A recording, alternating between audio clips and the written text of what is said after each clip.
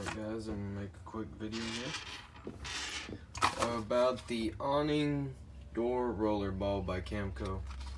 And comes with this plastic bracket with pretty much a plastic ball that allows you to mount on the door, as you can see in the pictures, or depending on what door you have, if you got a square door or round door, it is how you mount it. Now I have a round door. It does come with the hardware. It also comes with this little plastic washer and a screw.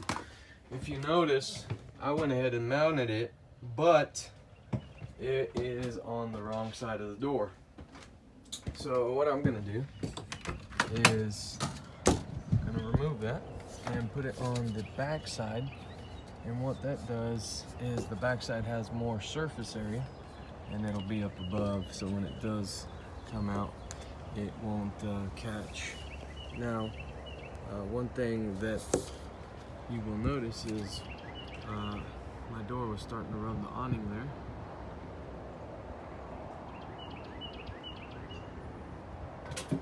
So basically, this roller is going to mount